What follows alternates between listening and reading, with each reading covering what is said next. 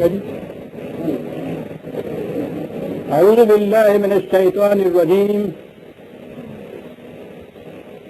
بسم اللہ الرحمن الرحیم. عزیزان ایمان،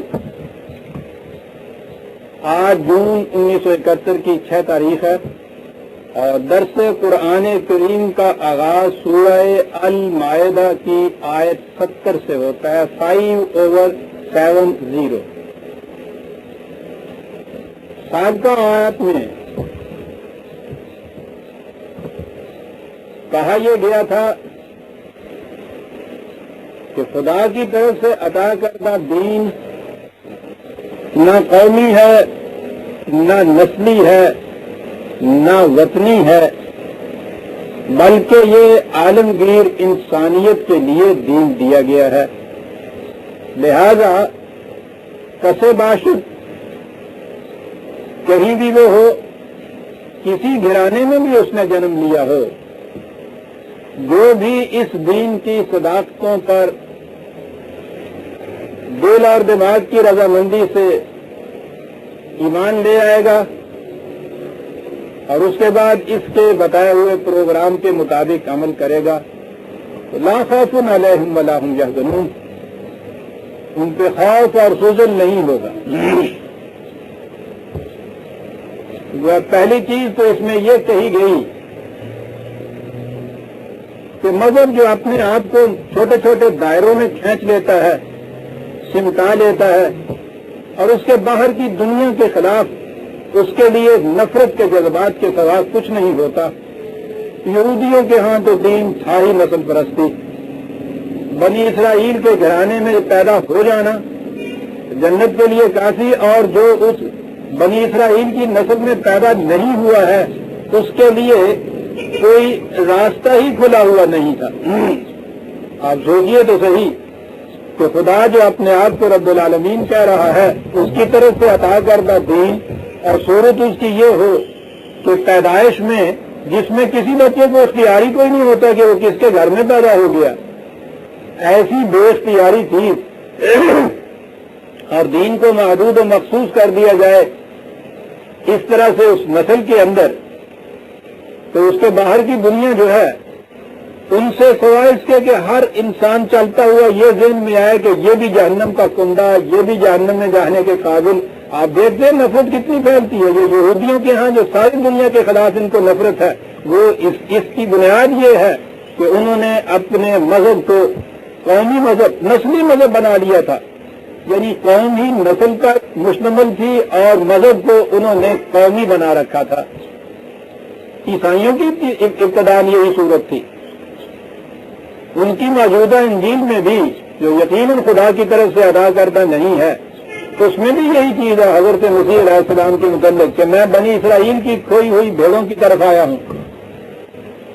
حتیٰ کہ یہاں تک بھی کہہ دیا گیا کہ تم نے ان لوگوں کے ہاں جانا لیکن بیٹوں کی روٹی کتوں کے آگے نہ ڈالنا. تو غیر بنی اسرائیل گھرانوں کی طرح وہ مغلے ہی نہیں بھیجتے تھے. موجودہ انجیل کی روح سے کہہ رہا ہوں، خدا کی طرف سے ادا کردہ دین کی روح سے نہیں. انہوں نے بھی دین کو یہی بنا رکھا تھا. یہ تو بہت بعد کی چیز ہے کہ انہوں نے سیاسی اغراض کے لیے اس کو تبلیغی دین بنا لیا تھا، ورنہ یہ بھی بنی اسرائیل ہی کی نسل میں محدود دین رہنے والا تھا.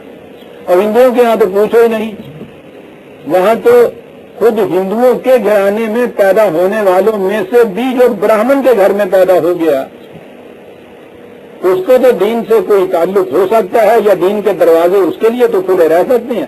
غیر براہمن کے لیے تو وہاں دین کے مذہب کے دروازے ہی بند تھے. وہ اس قدر انہوں نے ان مذہب کو، دین کو مذہب میں ڈھال کر اتنی تنگ ناؤں کے اندر محصور کر رکھا تھا کہ اس کے باہر کی دنیا اس سے محروم رہتی تھی. قرآن نے یہ اعلان کر کے کہ کسے باشد کسی گھرانے میں کوئی پیدا ہو، اس کے ماں باپ کا مذہب کچھ بھی کیوں نہ ہو، نسل، قوم، وطن کچھ بھی کیوں نہ ہو، یہ تو صداقتیں ہیں، یہ ٹروتس ہیں، یونیورسل لاز ہیں. جو بھی ان پہ قلب و دماغ کے اطمینان سے ان کی صداقت کو صحیح مانتا ہے اس کے لیے نجات و سعادت کے دروازے کھلے ہوئے ہیں. یہ اعلان قرآن نے کیا اس میں جیسا کہ میں نے عرض کیا تھا پھر دوہرا دوں کہ ان الذین آمنوا جہاں بات شروع ہوتی ہے اس کے معنی یہ ہے کہ مسلمان کے گھر میں پیدا ہونے سے بھی انسان صاحب ایمان نہیں ہوتا. ایمان ایک چیز ایسی ہے جسے اختیار کرنا پڑتا ہے. جس طرح غیر مسلم کے گھر میں پیدا ہونے سے ہی کفر لازم نہیں ہوتا. کفر ایک ذہنیت کا نام ہے, ایک روش زندگی کا نام ہے, ایک تصور حیات کا نام ہے. اسے اختیار کرنا پڑتا ہے. اسی لیے وہاں بھی ورب کے سیغے میں عام طور پہ یہ چیز کہی گئی ان الذین کفروا, جنہوں نے یہ روش اختیار کی. ان الذین آمنوا, یہ وہ لوگ ہیں جس طرح سے آگے والذین ہادوا والصابئون والنصارى نے یہ کہا کہ ان کے ماں باپ ان مذاہب میں سے کسی پہ بھی ہوں, جو بچہ بھی ان کے گھروں میں پیدا ہوگا خواہ مسلمانوں کے گھر میں بھی کیوں نہ پیدا ہو. اور یہ بڑی چیز ہے. اور میں نے پچھلی دفعہ یہ کہا تھا کہ قرآن کریم نے یہ چیز کہی ہے یا ایھا الذین آمنوا آمنوا باللہ, خاص طور پر یہ کہا تھا کہ میں مسلمانوں کے گھر میں پیدا ہونے سے یہ ذہن میں نہ سمجھ لینا کہ ہم مومنوں کی جماعت میں شامل ہو گئے, صاحب ایمان ہو گئے. اس کے بعد تو ایمان لانا پڑے گا, اختیار کرنا پڑے گا. یہ ہم جو پیدائشی اس طرح سے مسلمان ہیں, قوم کے اعتبار سے ہم مسلمان ہیں, ٹھیک ہے, ملی اعتبار سے ہم مسلمان ہیں, امت محمدیہ کے اندر اس اعتبار سے تو داخل صرف ہو سکتے ہیں. لیکن قرآن کی روح سے جسے ایمان کہا جاتا ہے وہ مسلمان کے گھر میں پیدا ہونے والے بچے کے لیے بھی ضروری ہے کہ وہ مسلمان ہو اس کے بعد, کیونکہ یہ اور کہا کہ یہ بات کوئی نئی نہیں ہے. ہاں, اگلی بات میں یہ کہہ رہا تھا کہ اس کی پہچان یہ بتائی گئی ہے کہ واقعی وہ ایمان لے آیا ہے صحیح معنی میں اور اس جماعت میں داخل ہو گیا ہے یا نہیں. پہچان اس کی کوئی اعتقادی نہیں ہے, نظری نہیں ہے, تجریدی نہیں ہے. اس کی بڑی ٹھوس پہچان ہے, اور پہچان یہ ہے کہ لا خوف علیہم ولا هم یحزنون. خوف بیرونی خطرات کو کہتے ہیں, حزن دل کے اضمحلال کو کہتے ہیں, دل کی گھٹن. ایمان کا نتیجہ اس نے یہ کہا ہے کہ نہ تو باہر کا خوف ہوگا نہ دل کا اضمحلال ہوگا. یہ ہے اس کی پہچان. لیکن یہ چیز انفرادی نہیں کہی گئی. لا خوف علیہم ولا هم یحزنون, یہ اجتماعی چیز ہے. اور یہی فرق ہے مذہب اور دین میں. مذہب انڈیویجولائزیشن سکھاتا ہے, وہ انفرادیت سکھاتا ہے. ایک فرد اپنی نجات کی فکر میں ہوتا ہے. وہ شادی کی مثال نہایت عمدہ ہے. بات اس نے مذہب اور دین کہہ کے تو نہیں کہی, فرق اس نے بتایا یہ ہے کہ تم زیادہ سے زیادہ یہ چاہتے ہو کہ خود دریافت پار کر لو. خدا کا بندہ یہ چاہتا ہے کہ ڈوبنے والوں کو بچا کے ساتھ لے جائے. بڑی عجیب چیز. مذہب ایک فرد کو یہ سکھاتا ہے زیادہ سے زیادہ, یعنی غلط ہے یا صحیح اس کو کی بعد میں بات آئے گی, اس کی بنیادی یہ سکھانا ہے کہ تم کس طرح سے اس دریا کے پار جا سکتے ہو, تمہاری فرد کی نجات کیسے ہو سکتی ہے. مذہب میں فرد کی نجات کا سوال ہوتا ہے, اور اس سے جو آگے بڑھی ہوئی شکل ہے جسے آپ تصوف کہتے ہیں وہ تو یکسر انفرادیت, اور انفرادیت بھی اس قسم کی کہ جس کا نام نجات ہے اس کے معنی یہ ہے کہ تیری انفرادیت بھی باقی نہ رہے.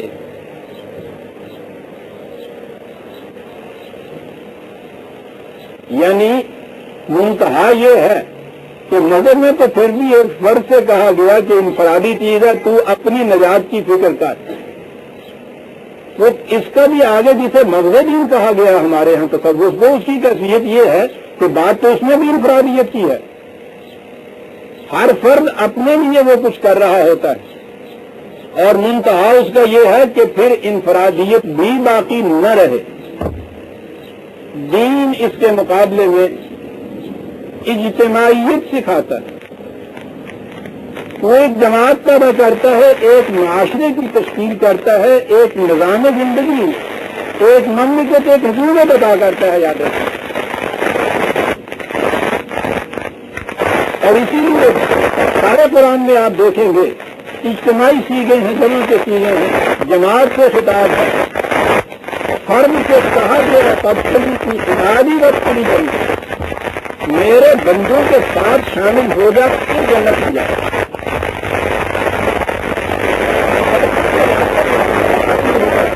سے الگ ہو کر یہ سب کیا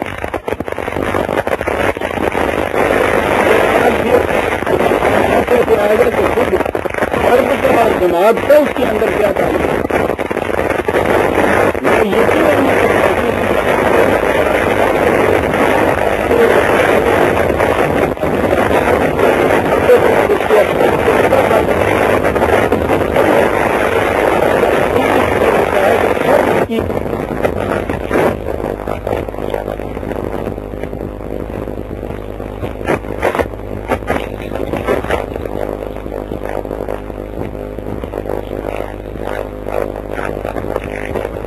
ایک ہوتا ہے، ہر فرد ایک انداز سے سوچتا ہے۔ کبھی آپ نے سوچا بھی اسلامی جمہوریت جسے یہ کہہ دیا جاتا ہے یہ ہے کیا؟ مسلمان نام لکھانے والوں کی مغربی انداز کی ڈیموکریٹیکل مشینری صرف اس طرح سے کانسٹیچوئنسیز بنیں گی، اس طرح سے ان کے ہاں رائے دہندگان کی کوالیفیکیشن ہوگی، یوں انتخابات ہوں گے، اس طرح سے انتخاب کے ذریعے سے ایک جماعت اکثریت ووٹ میں لے کر آئے گی اور پھر وہ وہاں آ کے جو بیٹھیں گے پارلیمان کے اندر، مکمنہ کے اندر ایک حزب مخالف ہوگی، ایک موافق ہوگی، یہ مشینری ہے جمہوریت کی، اسے جمہوریت کہا گیا۔ اور پھر چونکہ یہ مسلمان ہیں، یہ نام رکھا رہے ہیں، اس لیے یہ اسلامی جمہوریت، بالکل اسی مشینری کے مطابق ساتھ ہی سرحد کے پار کی جمہوریت، وہ کافرانہ جمہوریت۔ اس جمہوریت کی مشینری میں فرق کیا ہے جی جس نے کفر و اسلام میں تمیز پیدا کر دی؟ سوال نہیں۔ اسلام کی جمہوریت یا اس کی مشاورت نظام کے معنی یہ ہیں، وہ جماعت جس میں سے ہر فرد ایک ہی سوچ والا ہو۔ ایمان یہ ہوتا ہے ایک نسب العین حیات، ایک سوچ ہر فرد کی۔ اب اس کے بعد زیادہ سے زیادہ اس نسب العین حیات تک پہنچنے کے جو طریقے یا پروگرام طریقہ کار تجویز کیا جائے گا وہ باہمی مشورے سے طے کر دیا جائے گا۔ وہاں یہ نہیں ہوگا کہ نسب العین حیات جو ہے وہ الگ الگ ایک ایک فرد اپنے طور پہ سوچے یا افراد کی جماعت کی افراد کی اکثریت یہ چیز سوچے۔ یہ ہے نظام۔ اگلے دنوں میں اپنے ایک دوست سے کہہ رہا تھا، جیسے میں کہا کرتا ہوں کہ ہمارے ہاں غنیمت ہے کہ آرگنائزیشن، تنظیم یا جماعت کی مثال ابھی فوج کے اندر ہمارے ہاں ملتی ہے۔ اگر یہ چیز کہیں فوج کی یہاں رائج کر دی جائے آپ کی جمہوریت، تعداد کے اعتبار سے وہاں اکثریت سپاہیوں کو حاصل ہوتی ہے۔ 10,000 کی تعداد کے اوپر کہیں ایک جرنیل شاید ہوتا ہے یا 20,000 کی تعداد پہ بھی، بلکہ اس سے بھی زیادہ، تو کئی ڈویژن ہوتے ہیں۔ جمہوریت ہوتی ہے نیچے ان کی۔ اگر کثرت رائے سے فیصلہ کرنا ہو میدان جنگ میں، آپ سوچیے تو صحیح کہ نقشہ وہاں کیا ہوگا۔ آرام میں تو یہ سپاہیوں کی رائے سب سے زیادہ ہوگی، اور پھر اس میں بھی اب معلوم نہیں کہ کس وقت ان کی کیا رائے ہو۔ کیجیے نفاذ۔ اور جسے آپ فرد کی آزادی کہتے ہیں، اگر وہاں ایک ایک فرد کو یہ آزادی دے دی جائے سپاہیوں میں سے کہ تم جو کچھ بہتر کرو ویسے کرو میدان جنگ میں، تو آپ دیکھیے کہ ان کی گولیوں کے رخ کدھر کدھر بکھر کے جاتے۔ وہاں ایک نقشہ صحیح ایک جماعت کا نقشہ ہوتا ہے۔ کیا چیز ان میں مشترک ہوتی ہے؟ نسب العین مشترک ہوتا ہے۔ نسب العین یہ ہے کہ اس ملک کی حفاظت کرنی ہے، جو اس کی طرف بڑھ کے آتا ہے اس کو ہم نے طلب کرنا ہے، یہ نسب العین ہے۔ اس نسب العین کی وحدت سے ایک نظام، ایک جماعت وجود میں آتی ہے۔ ان کے اندر اگر ایک شخص بھی ایسا ہے جس کا یہ نسب العین نہیں ہے تو وہ مرتد ہے، وہ اس میں شامل نہیں کیا جائے گا۔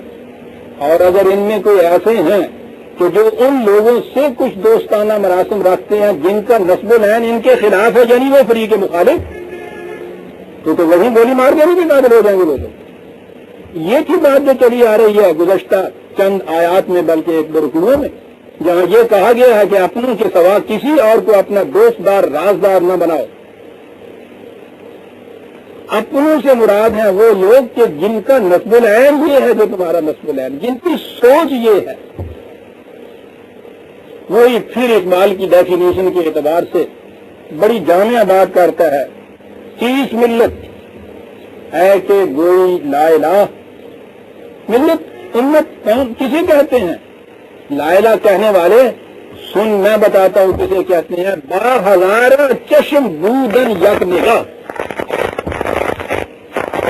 ہزاروں آنکھیں بے شک ہوں، یک نگاہ ہونا چاہیے. یک نگہی جو ہے ایک نسب العین،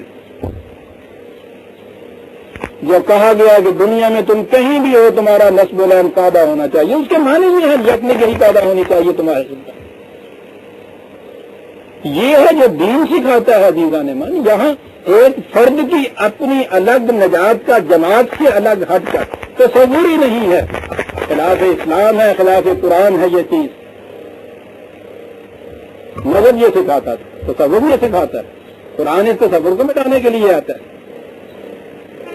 اور یہ عجیب تصور عجیب ہے. بظاہر انڈیویجول یا فرد اس میں یوں نظر آتا ہے جیسے کچھ نہیں رہتا، اور یہ سب کچھ اس فرد کی انفرادیت کی تعمیر کے لیے ہو رہا ہے.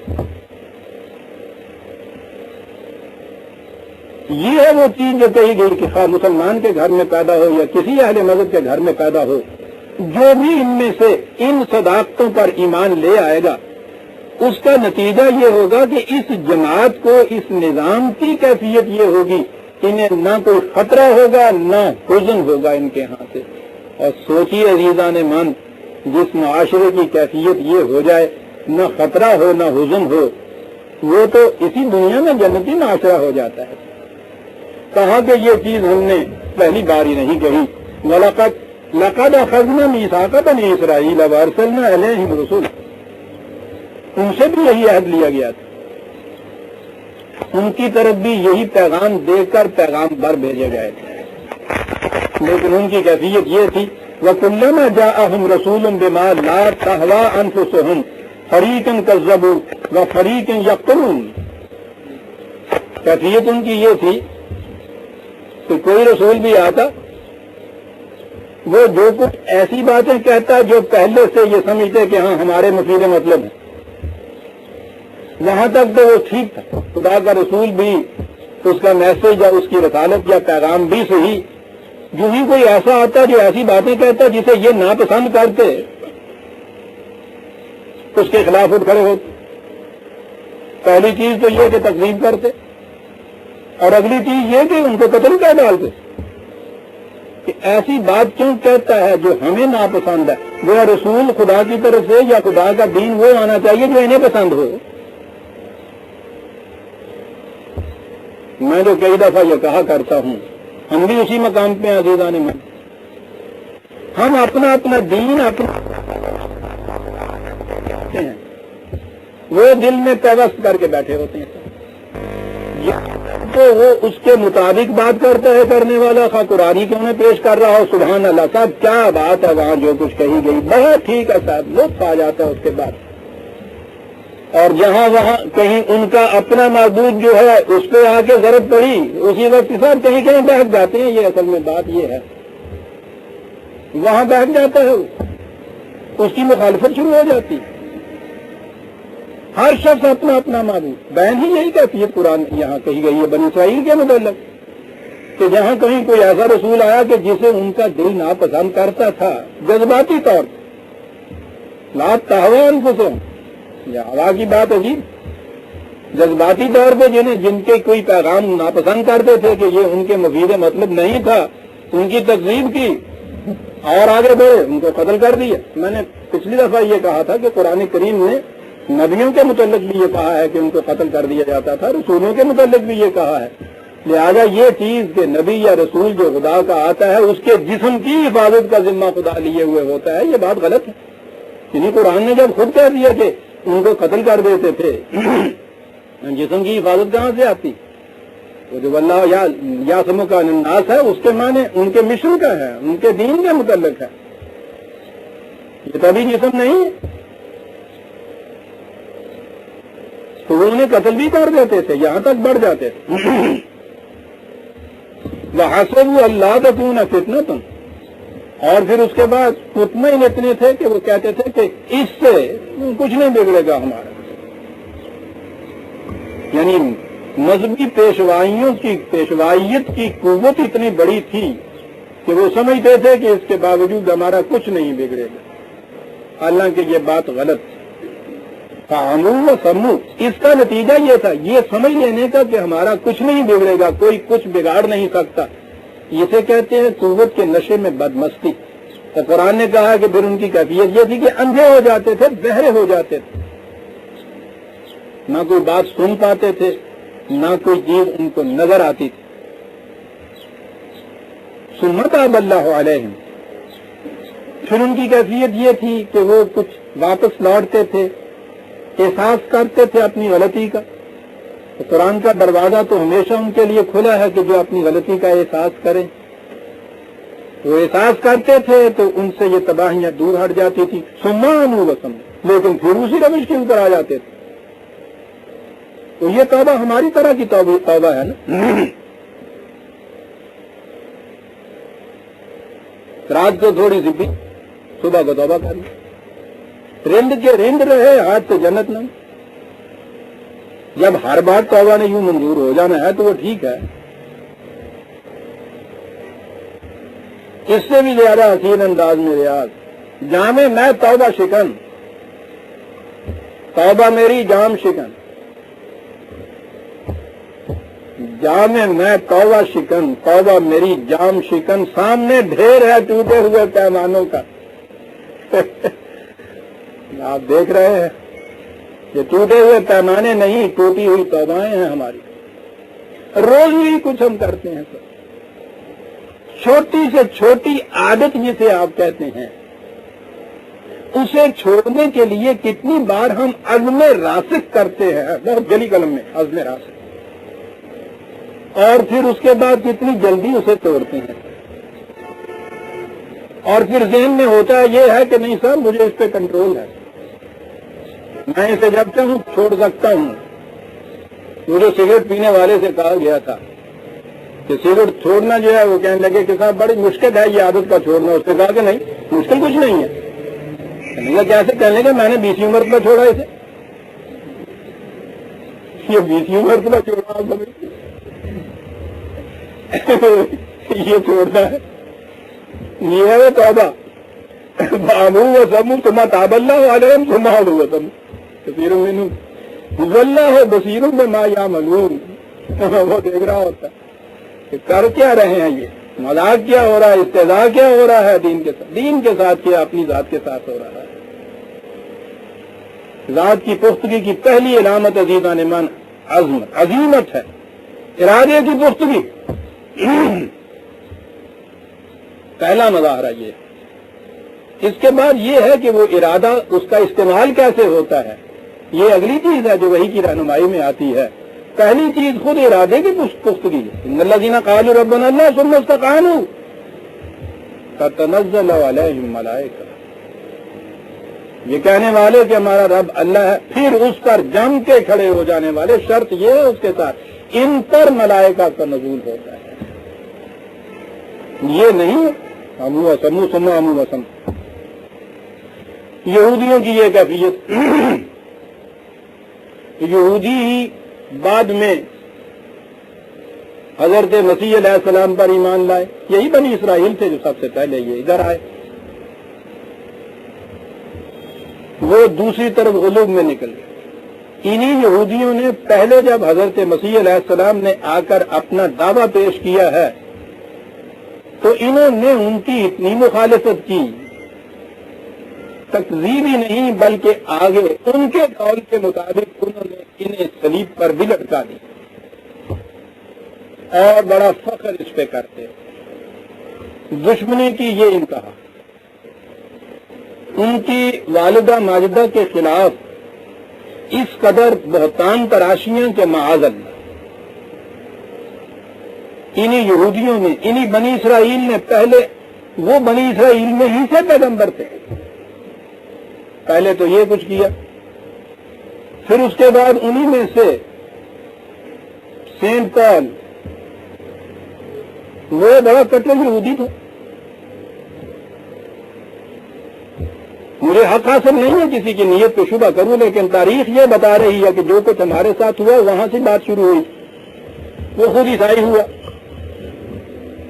اور ایسا مقدس عیسائی ہوا کہ سینٹ بن گیا، اور سینٹ بننے کے بعد اس نے ایک دین یا مذہب عیسائیت ایجاد کی.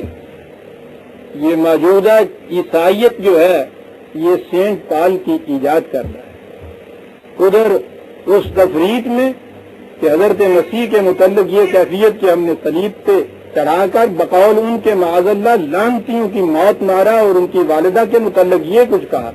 ادھر آئے ہیں اس بھیس میں، تو یہاں آنے کے بعد عیسائیت وہ پیش کی جس میں خدا کے اس رسول کو خود خدا بنا دیا.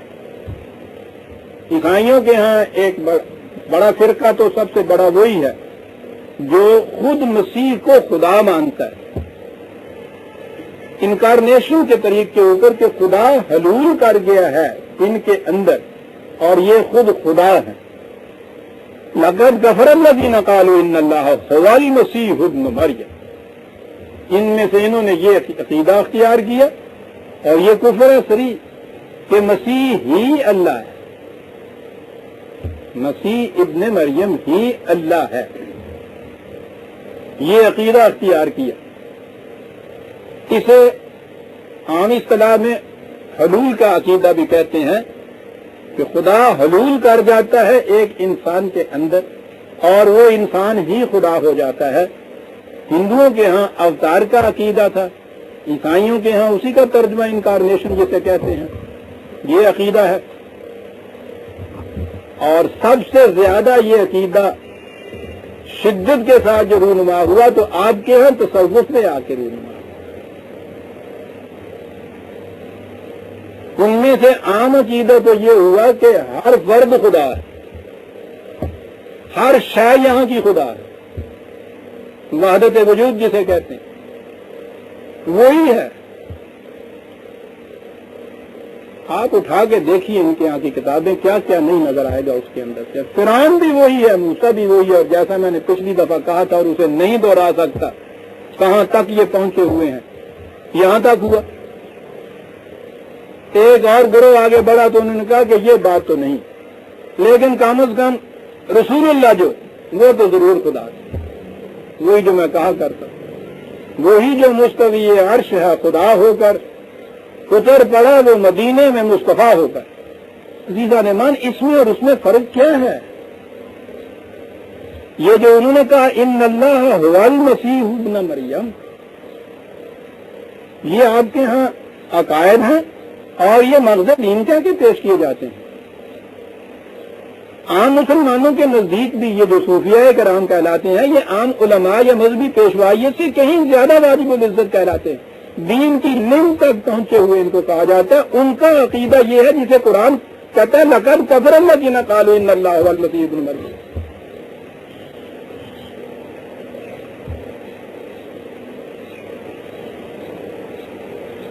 وقال المسیح یا بنی اسرائیل اعبدوا اللہ ربی و ربکم. حالانکہ اس مسیح نے جسے یہ خدا بنا رہے ہیں اس نے یہ آگے ان سے کہا تھا اے بنی اسرائیل خدا کی عبودیت اختیار کرو، وہ تمہارا بھی رب ہے وہ میرا بھی رب ہے. رسول آ کر تو یہ کہتا ہے تو پہلا اعلان یہ کرتا ہے کہ میں عبداللہ واشہد ان محمدا عبدہ ورسولہ، بس یہ حیثیت ہے. اس غلوم میں انہوں نے یہ کہا. قرآن کہتا ہے انہ من یشرک باللہ فقد حرم اللہ علیہ الجنۃ ومأواہ النار. یہ شرک ہے اور جو بھی شرک کرتا ہے جنت اس پر حرام ہو جاتی ہے، جہنم اس کا ٹھکانہ ہو جاتا ہے. مسلمان یہ سب کچھ مانتا ہے اور اس کے باوجود ساڑی پہ ہاتھ پھیر کے کہتا ہے الحمدللہ ہم مشرک نہیں ہے. مشرک یہ بت پرست ہیں. یہ کس مقام پہ قرآن لایا ہے یہ شرک؟ کسی رسول کو خدا بنا لینا، انسان کو خدا سمجھ لینا، اور پھر قرآن نے تو جو شرک کے مختلف تفصیلات دی ہیں ان کی روح سے تو آپ سوچئے تو صحیح، کوئی بچتا بھی ہے ہم میں سے؟ وہی سورہ روم کی آیت ہی اگر آپ سامنے لے آئیں، وَلَا تَكُونُوا مِنَ الْمُشْرِكِينَ مِنَ الَّذِينَ فَرَّقُوا دِينَهُمْ وَكَانُوا شِيَعًا، مشرک وہ ان میں سے نہ ہو جانا جنہوں نے شرک اختیار کیا، یعنی جنہوں نے اپنے دین میں فرقے پیدا کر لیے اور خود بھی ایک گروہ بن کے بیٹھ گئے۔ پھر ان کی کیفیت یہ ہوگی کہ کل حزب بما لدیہم فرحون، جس کو پوچھئے وہ کہتا ہے کہ میں نہیں ہوں ایسا، یہ باقی سارے ایسے ہی ہیں۔ اسی لیے ان میں سے انہوں نے خود ہی وہ ایک راستہ نکال لیا جنت میں جانے کا کہ یہ جتنے بھی 72 ہیں ان میں سے غالباً 71 جہنم کے اور ایک جنت میں جانے والا، یہ جو ایک ایکسیپشن ہے نا اس نے تباہ کیا سب 72 کو۔ اگر یہ ہوتا نا قرآن کی روح سے کہ کل حزب بما لدیہم فرحون، تو گنجائش ہی باقی نہ رہتی۔ یہاں ہر شخص اس گنجائش سے فائدہ اٹھا کے دل میں مطمئن نہیں، فریب نفس میں مبتلا ہو جاتا ہے کہ میں اس ایک میں سے ہوں جو جنت میں جانے والے ہیں، باقی سارے جہنم میں جانے والے۔ اور جب ہر فرقے کا فرض یہی کہتا ہے تو سارے تو جو جنت میں جانے والے ہوئے۔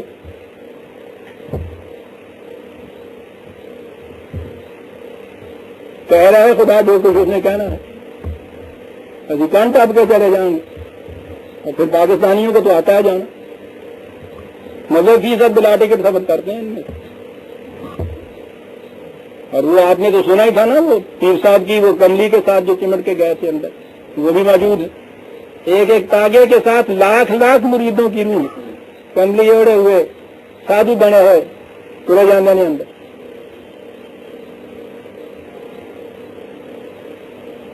یہ ان کے ملفوظات کے اندر چیزیں ہیں عزیزان من، افسانے نہیں ہیں، ان کے اپنے ملفوظات ہیں۔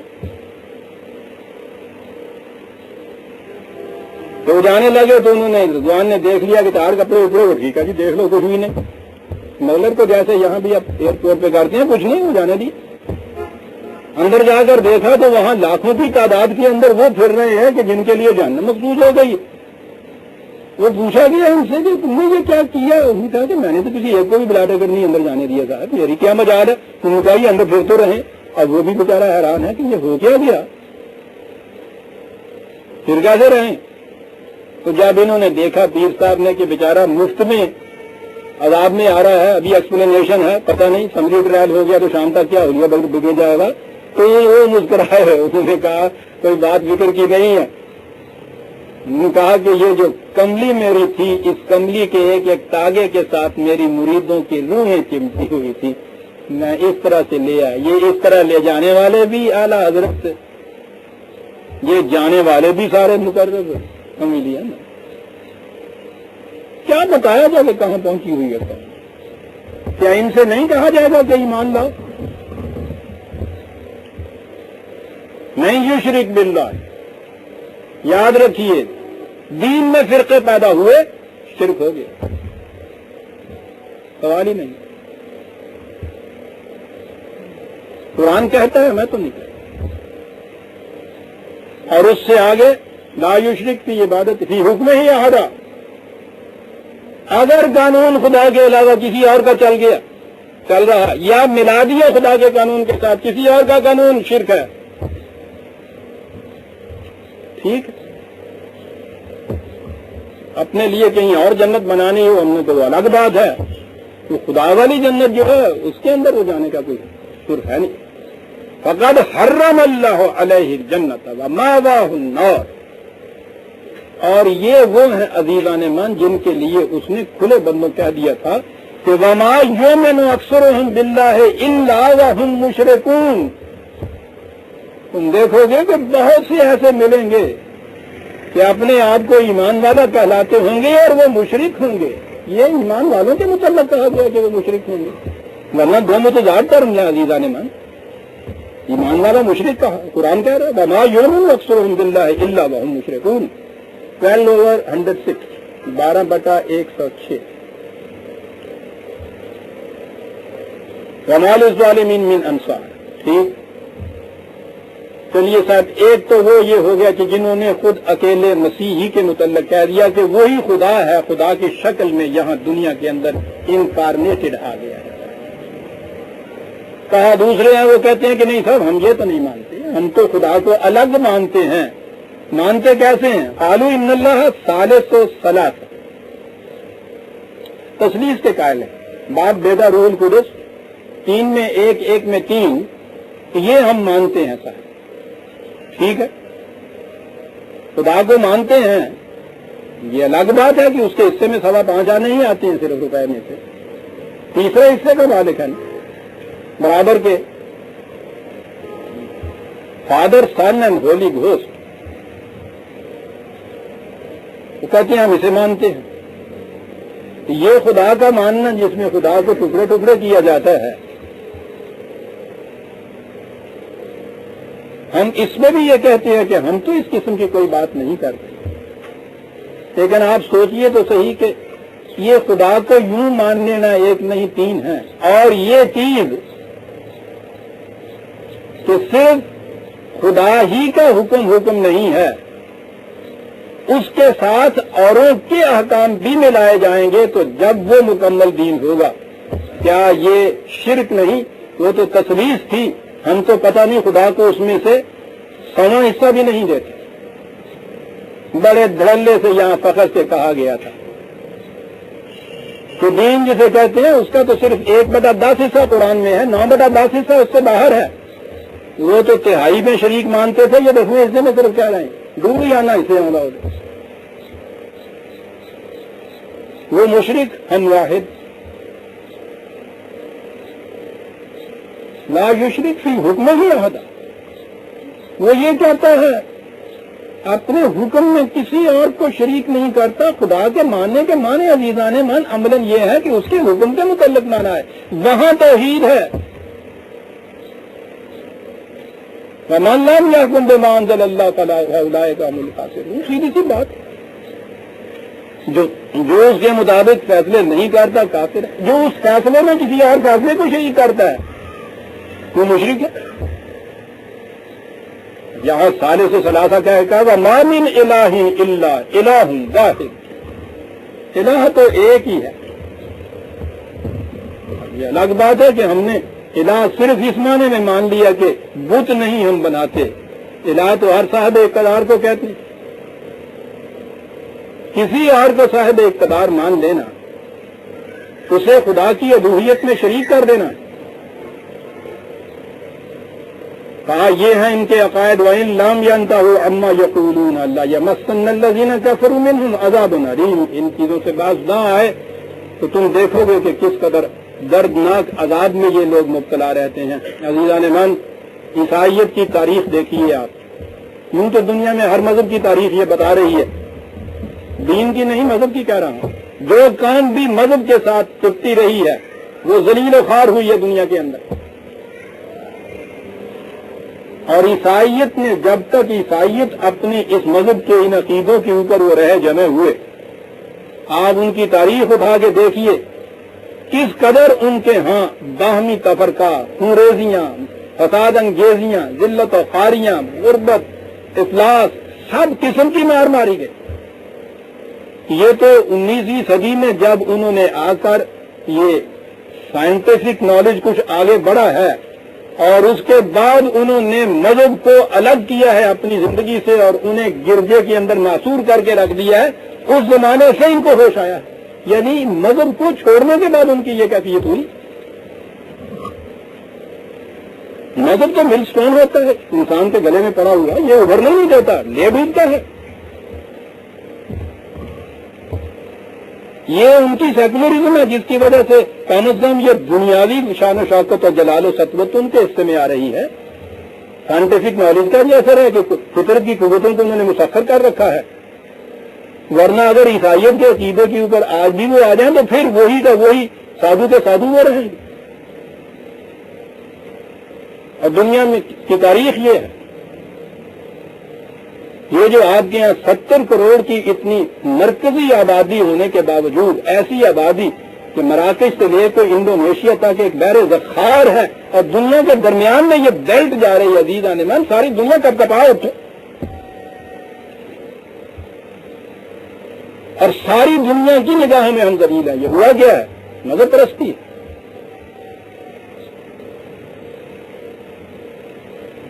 اور اس کے بعد یا تو یورپ کی تقلید میں سیکولرزم آتا چلا جا رہا ہے، یا اس کے مقابلے میں پیشوائیت زور لگا رہی ہے کہ یہ مذہب پرست ہی رہیں. یہ ہے کشمکش. دین کی آواز تو کہیں نہیں ہوتی. سب سے زیادہ بڑی مخالفت سیکولرزم کی بھی ایسی نہیں ہوتی جتنی دین کی طرف آواز دینے والے کی ہوتی ہے، قرآن کی طرف دعوت دینے والے کی ہوتی ہے. بہرحال قرآن کہتا ہے تمہیں عذاب علیم، ان کے اندر یہ عذاب میں مبتلا رہیں گے. اور تاریخ بتا رہی ہے ساری دنیا کی مدد. افلا یتوبون الی اللہ ویستغفرونہ واللہ غفور رحیم. اب بھی وقت ہے، نزول قرآن کے زمانے کی باتیں ہو رہی ہیں. اب بھی اگر خدا کی طرف یہ آ جائیں، ان کی حفاظت کا سامان ہو سکتا ہے. وہ آنا کیسے ہوگا؟ قرآن پہ ایمان لائیں، رسول اللہ پہ ایمان لائیں. وہی جو ان کے پیغمبر حقیقی دین پیش کرتے تھے وہی دین قرآن کے اندر ہے، اس کی طرف آ جائیں. یہی تورات کی طرف آنا ہوگا، یہی انجیل کی طرف آنا ہوگا. یہ کچھ کریں پھر بھی ان کی حفاظت کا سامان ہو سکتا ہے.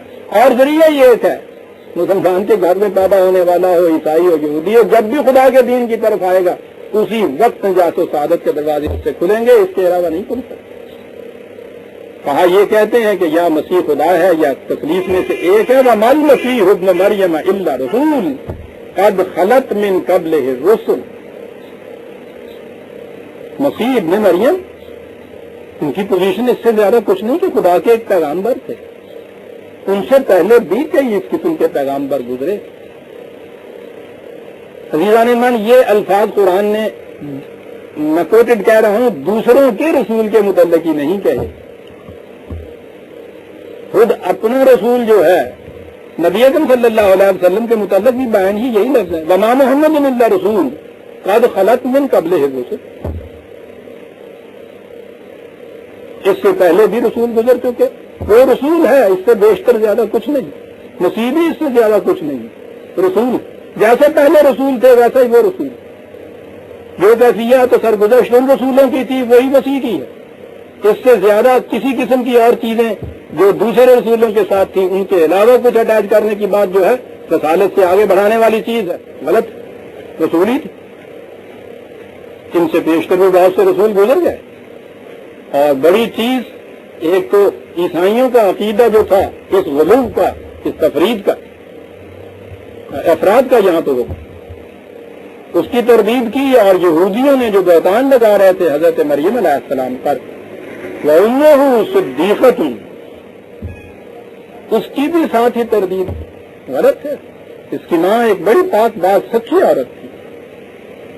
آپ دیکھتے ہیں کہ قرآن کس مقام پہ پہنچ رہا ہے. اور میں نے جب کہا تھا کہ یہ تو صرف حضرت مریم کے متعلق ہی ہے. موجودہ انجیلوں میں حضرت مسیح علیہ السلام کے حواریوں کے متعلق یہ کہا گیا ہے کہ 12 ہی وہ تھے سارے. پہلے تو 30 ہی یہ کہ ساری عمر کا محاسب 12. ان میں سے ایک نے تو 30 روپے لے کے انہیں بیچ دیا، اور باقی 11 جب انہیں گرفتار کیا گیا ہے، مقدمہ چلا ہے، تو ان میں سے ایک بھی ساتھ نہیں تھا. ان کی انجیل ان حواریوں کے متعلق جنہیں وہ اپوسٹل اور سینٹ کہتے ہیں یہ کردار پیش کر رہی. قرآن آگے یہ چیز کہتا ہے کہ مسیح وہ تو خدا کے رسول اور ان کے ساتھی. اللہ اکبر. حضرت مسیح نے آواز دی کہ کون ہے وہ جو دین کے معاملے میں میری مدد کرتا ہے یا خدا کی مدد کرتا ہے. حواریوں نے بیک زبان کہا نحن انصار اللہ، ہم مدد کرنے والے ہیں تمہارے. کیا بات ہے اس قرآن کی عزیزان. یہ کردار پیش کرتا ہے. یہاں یہ کہا وہ امہ صدیقۃ، اس کی ماں صدیقہ. اب یہ بات کہ وہ ان میں الوہیت کی کوئی بات تھی، وہ ایسے تھے کہ جن کو خدا مانا جائے. قرآن کا تو انداز بڑا عجیب ہے عزیزان مان. یہ جو گفتگو کرتا ہے تو عام سطح کے اوپر بھی ایک دلیل دیتا ہے، اور وہ ایسی دلائل ہوتے ہیں کہ اونچے سے اونچے فکری سطح پہ بھی اس کا تجزیہ کیا جائے وہاں بھی وہ دلیل پوری اترتی ہے. کہنے کی بات یہ تھی کہ وہ عام انسان تھے، خدا نہیں ہو سکتا. دلیل کیا دی ہے؟ وقت کھانا یا فلاں طعام، تمہیں بتاؤ کھانا کھایا کرتے تھے یا نہیں؟ خود انجیل بتا رہی ہے ان کا آخری سفر جو ہے اسے وہ تو بڑے جلی حروف میں ان کے یہاں لکھا ہے. تو وہ کھانا کھانے کی دلیل تو ثبوت تو ان کے اپنے ہاں موجود ہے. کہا یہ بتاؤ کھانا کھایا کرتے تھے؟ جو کھانے کا محتاج ہے اس کی زندگی تباہی ہو گئی ہوئی جانے میں، فزیکل لائف ہو گئی. جس کی زندگی فزیکل لائف کی ہے وہ خدا نہیں ہو سکتا. یہاں اگر وہ محتاج ہے خدا تو زمین کے اوپر تم نے لے آئے ہو کہ یہاں وہ کھانے پینے کا محتاج ہے، سونے کا محتاج ہے، سب کچھ ہے. وہی خدا ہے نا جسے پھر تم کہتے ہو کہ عرش پہ اوٹھے نے کہاں روٹیاں پکا کے دیتا پہ. یعنی آپ دیکھتے ہیں کہ یہ عام سطح پہ بھی کس طرح ٹپکنے والی بات ہے کہ یہ ٹھیک ہے صاحب، جو روٹی کا محتاج ہے اس کو خدا کیسے ہو سکتا ہے؟ اتنی سی دلیل سے بات کر انظر کیف نبین لہم الآیات، غور کرو کہ ان کے لیے ہم کیسے سیدھے سادے سلیس سے الفاظ میں بات کس طرح ابھار کر سامنے ہم لے آتے ہیں. نہایت سادی سی بات انداز میں کس طرح سے بات لے آتی. کہا ہمارا انداز یہ دیکھیے کس طرح بات کو صاف کر دیتے ہیں. ثم انظر انا یؤفکون، پھر ان کی طرف دیکھو کہ اس کے باوجود پھر ادھر ہی دوڑے چلے جا رہے. اس دلیل کا تو جواب ہی کوئی نہیں دے سکتا. ادھر یہ کیفیت، ادھر ان کی روش یہ کہ پھر وہیں چلے جا رہے ہیں بالکل ہماری طرف. قرآن کی آیتوں پہ آیتیں پیش کرتے چلے جائیے، دیکھتے چلے جائیے.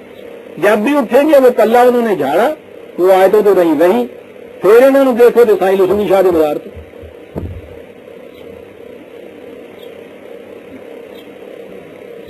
اما یؤفکون تم اتعبدون من دون اللہ ما لا یملک لکم ضرا ولا نفعا، خدا کو چھوڑ کر ان لوگوں کی معصومیت اور عبودیت اختیار کرتے ہو جو ذاتی طور پر تمہیں کسی نفع اور نقصان پہنچانے کا کوئی اختیار نہیں رکھتے.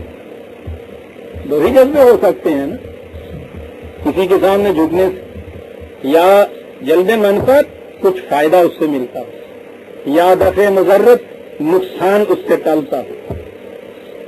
اور جن میں ذاتی طور پر ان میں سے کوئی اختیار بھی ان کو حاصل نہ ہو، ان کو معبود بنا لینا، ان کو خدا بنا لینا جہالت ہے. یہ ٹھیک ہے آپ کو بڑی سخت تکلیف ہوتی ہے، ڈاکٹر کے یہاں جاتے ہیں، وہ انجیکشن دیتا ہے، دوائی دیتا ہے، مرہم لگاتا ہے، تکلیف رفع ہو جاتی ہے. ڈاکٹر اپنی ذات میں یہ چیز نہیں کر رہا، خدا کا ایک بتایا ہوا قانون ہے جس کا اس نے علم حاصل کیا ہوا ہے. وہی قانون آپ علم